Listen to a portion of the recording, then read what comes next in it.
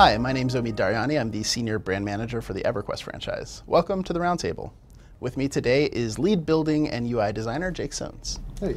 And so we asked the question, which of our tools in Landmark needs a little bit of love, or are you having a difficult time with any of them? Right. And so why did we ask this question?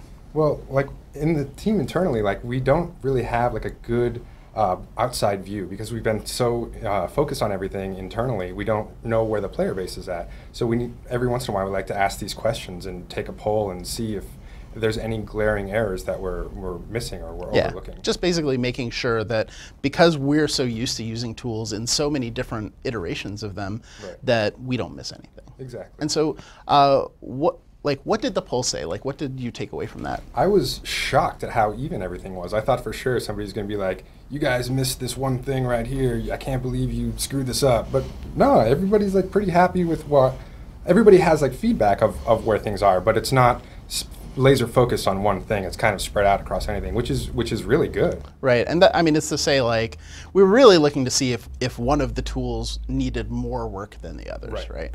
And so in your blog post, you talk a little bit about tweak mode. Can you tell us a little bit about that? Yeah, tweak mode was born out of a problem that we had with pasting large volumes, like pasting things from copy paste or from placing a template. And the issue is that in 3D space, it's really difficult to tell where exactly the thing that you're placing is going to be because it's attached to your mouse cursor. And as your mouse cursor moves around the 3D world, you can't get a good sense of Yeah, you can't look around the sides and things like that. That's precisely the problem, is you can't look around the sides. So the only way to do that was to detach the preview from the mouse cursor. So that's what we do. When you hold down Shift and click, the preview cursor will stay in the world at its current location, and then you can rotate around it and inspect exactly where everything is, and then you can adjust it. When you do that, you have the same translate handles that you have on the prop tool. So you can translate it or rotate it, and you have a little menu that lists out all the different things that you can do, and when you've adjusted it or tweaked it in exactly where you want to go, you hit OK, and then it's committed into the world. Yeah, and this is going to help people like me, I think, a lot. So I'm always off by one, or just a little bit, because I'm pretty terrible at building. Well, it's a difficult thing to do. You can't see everything from every angle. Yeah. And so one of the other things I noticed a lot, and not just on the roundtable question, but everywhere we see it, is a request for more tools. Specifically, one that was asked for, or is asked for a lot, is the cylinder tool. And so where are we on that? What do we think about that? We actually have kind of an internal debate on the team right now, where there's a camp that really wants a cylinder tool, and there's a camp that says, we've got all the tools that you can use to make a cylinder. Why do we need to add more? Because it is kind of a slippery slope. As we add the cylinder tool, then what's to stop us from adding, 4 or 5 other tools? Yeah, hexagon tool. Right, exactly. We don't want to overwhelm you with things that you have the ability to do already. So on the other hand, we don't want it to take too many steps to create a cylinder. Like if someone's new to the game and they don't know how to use all these different tools in conjunction with each other, they might not find a cylinder.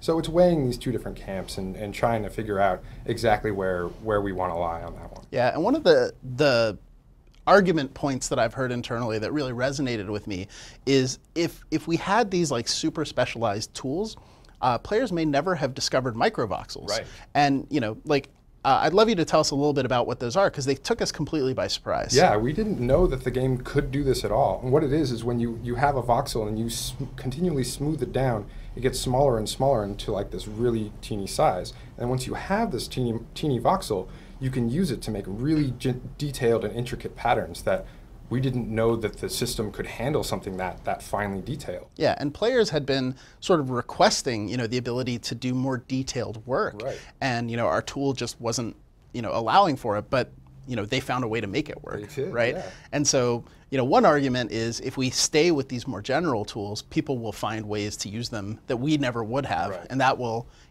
spur our development forward. Right. We want to have tools that people can experiment with that don't do just one specific thing, but have lots of uses. And so that's really what's kind of spurring this debate.